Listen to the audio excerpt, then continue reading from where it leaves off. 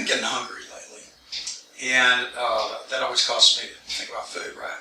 And I got to think about many years ago when I was a little bitty kid.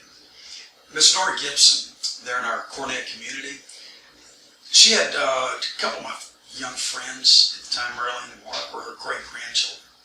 Anytime we went up to her house, there were these delicious sugar cookies down in the hydrated refrigerator. So it was just like every time, and we'd dive in and grab cookies as long as she was able to. And over the years, there's been other specialties. Mom made used to make the best barbecue sauce, so I've got to make that here soon because it was delicious. I just put it on bread. One of the other favorites of mine from way back when was my mom's peanut butter cookies. And so I got my wife to dig out the recipe a couple of days ago, and I noticed a couple of things missing: how long to cook and at what temperature. So I'm preheating the oven to 350. Better that than go too hot. And got other things. Get your paper and pencil, and I'll call these out here in a moment. Make a couple of substitutions. Crisco, we used to call it Crisco grease. Yeah, because it's pretty greasy. And so I'm replacing that with margarine. And I'm having a little trouble reading one thing. It's either 2 or 3 cups of flour. We'll start with 2 cups, and then we will, depending on how it looks, might add another cup. But 2 or 3 cups of flour, we'll figure that out. I'm going to do a ½ cup of Crisco, ½ cup of butter, which I have been already melted. It's 1 stick. Cup of sugar, cup of brown sugar, 1 cup of peanut butter, and I'll use Jif creamy peanut butter, 2 eggs, teaspoon of soda I've got to get out of the cabinet, ½ teaspoon of salt, and a teaspoon of vanilla. So let's go. Let's start with 2 cups of flour.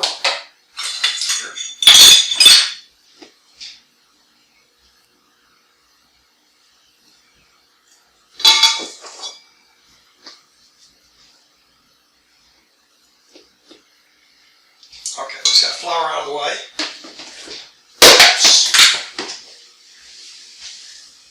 Luckily, that did not make a mess. Can't say that flour that I dropped out of the freezer the other day. ½ cup of our margarine, which I can't find my ½ cup. I'm going to do 2 1/4 cups. 2 times a 1/4 cup is a half, isn't it? I'm not exactly math enabled. So there's about 1/4. It's always hard to measure. Always hard to measure a solid, isn't it? Anyway, there's our margarine out of the way. 1/2 cup of melted butter.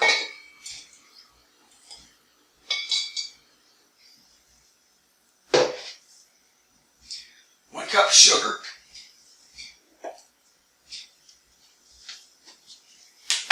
Fortunately, I have another measuring cup here.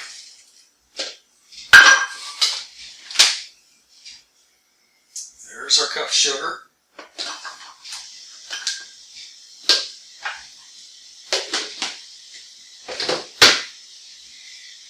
1 cup of peanut butter.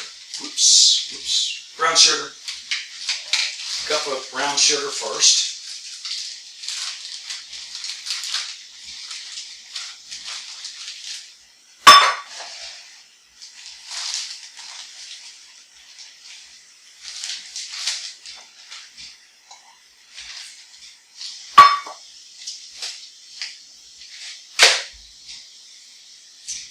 A cup of peanut butter. This one's going to be a little bit hard to do, again, because you're measuring something kind of solid. I'll use this other cup since it's already a mess. Work spatula.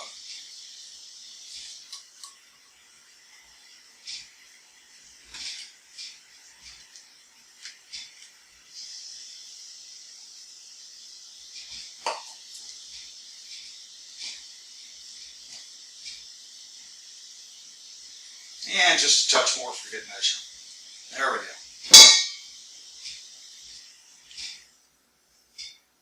Yeah, I've noticed with some of the old recipes, a lot of times the ingredients are listed, but the actual how-to is not.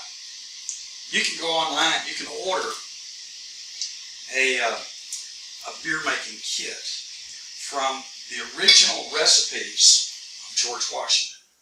You know, he was at the, back in the day, he was the largest brewer and distiller in the state of Virginia.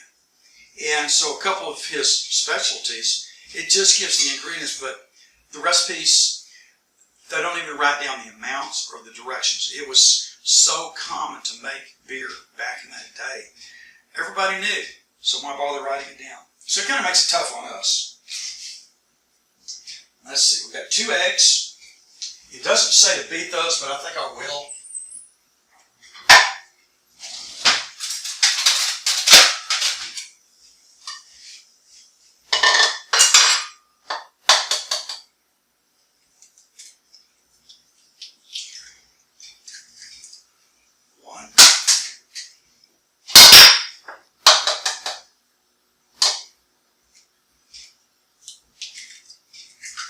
And there's 2. I'll beat them lightly. I won't really mix them up that much.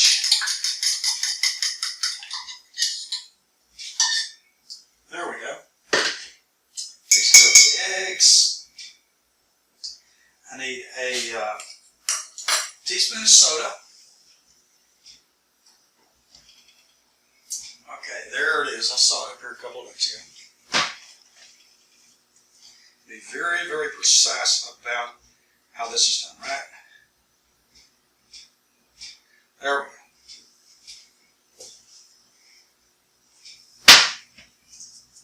Half a teaspoon of sodium chloride, also known as table salt. There we go.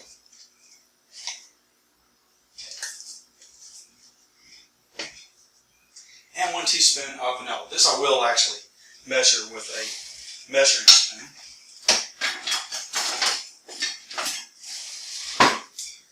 Teaspoon.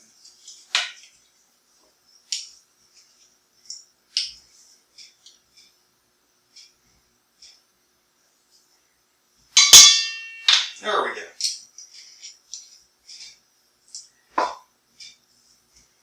Now is the hard part. Starting to mix it up. This might actually take a while. Oh, I know what I did.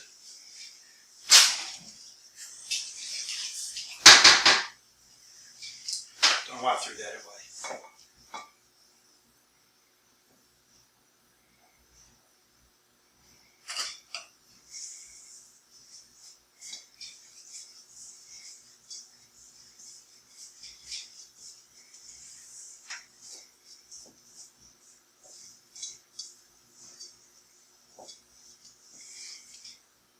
Yeah, I could use the electric mixer, but I want to make it easy myself.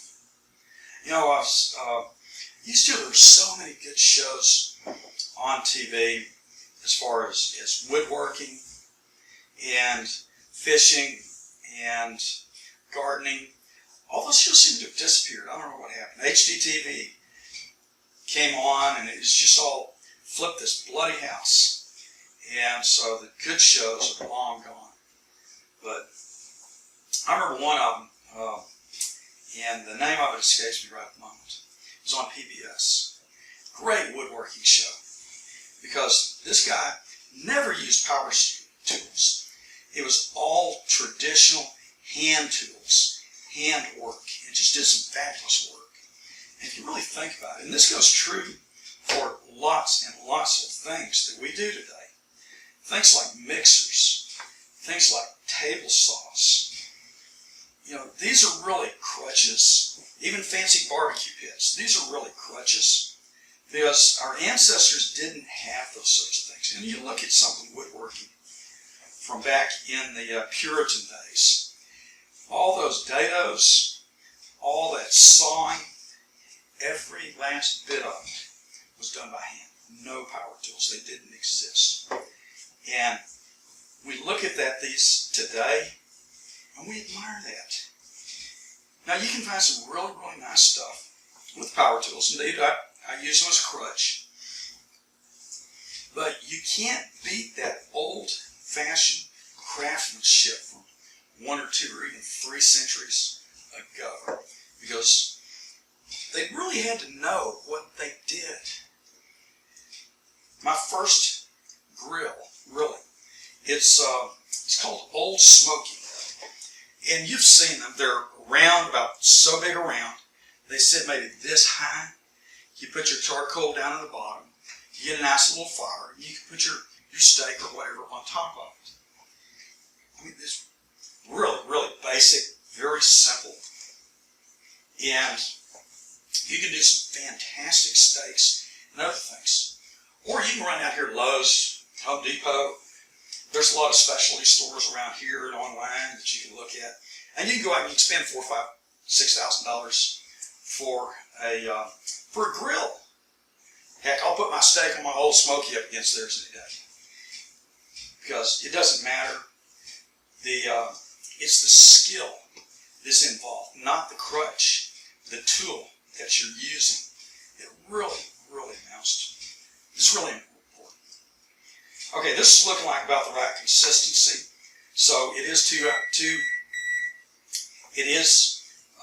cups of flour. It looks like perfect. Yeah, I don't think I can. I don't see any loose flour, any ingredients. They're not where they should be. So next, let's put them on a pan. Now, normally, all of us, we get this out, we rub some oil on it, we spray our pan on it, whatever. Yeah, we got to clean up after that. So what this is parchment paper, and I've not used it for cookies. Actually, I hadn't made cookies in I don't know how long, but I've used it for bread. And it's really nice. It saves you a lot of cleanup. And it's really good at high temps, because I made a loaf here recently that it called for 450 degrees in the oven. And so I had the parchment paper, put it on my pizza stone, and baked that for however long. When I took it out, the edges were pretty crisp on the parchment paper, but it didn't burn. And it didn't harm the bread. The bread was good. But the cleanup, yeah, just take that off, throw it away, and I was done. Can't beat that. So, let's go here. I'm going to need a, no, I got that. Okay. So, around 1 inch, roughly. Actually, that might be a little bit too big. Don't want it to spread out too much, so let me make them a little bit smaller than that. Yeah, they're a bit moist. I don't think that'll hurt.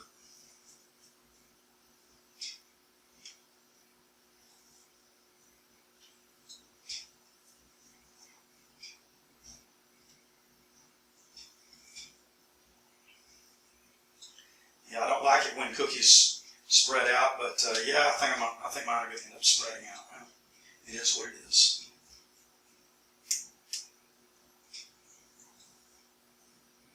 Have you ever made beer can chicken? Yeah, it's kind of, don't generally drink beer from a can. I prefer bottled beer. I'm just a snob. But I remember it was a cooking show I saw a few years ago, and there's actually a student from Texas A&M, a good old Aggie, and he was making beer can barbecue chicken. And so I've not done it, but my impression was the way to do that was to have your beer can. You can waste the beer in it, or put some water in it and mount it on your pan, and then put the chicken on top of that. So that would keep it moist on the inside. I don't know. It may have worked, may have not. He didn't win the competition, but I just remember his one quote: "It is what it is." Get a little water on there, okay?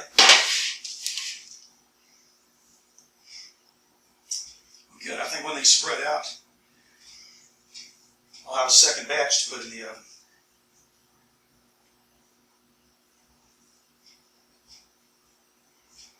How many do I have there? 2, let's see, 4, 8, 9, 10. That's only 11. Okay, I got 12, 13, 14, 15, 11, 12, 13, 14, 15, 16, 17. Hey, I'm into 2-digit math. 18.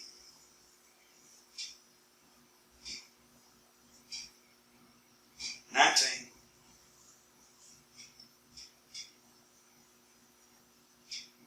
20.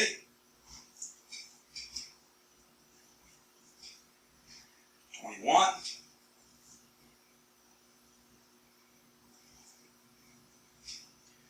22.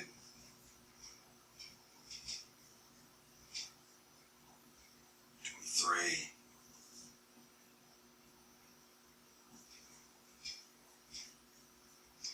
24. Yeah, I'm going to wait and put the rest on the next batch because this is going to get out and get a little bit too spread out. Ooh. Good. Okay, so 158. I'm going to put the 2 in the oven.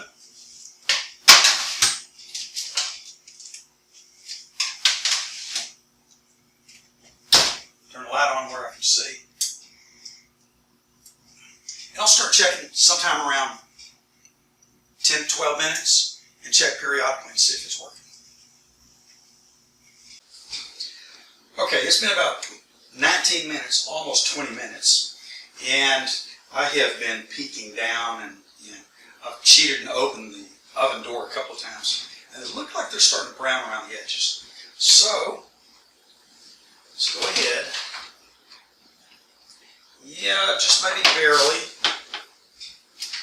I know a minute wouldn't have hurt anything, certainly. I want to point out something to you. Those of you that are peanut butter cookie aficionados may have noticed I missed a very, very important step before putting them in the oven. I forgot to take a fork and press down on the top of each one of those. But I did remember I pulled them out for a moment. Look at it. Now, does that look good or not? I mean, they're kind of touching. Now, they'll continue cooking for another couple of minutes, but I've got another batch still to go. So here, besides my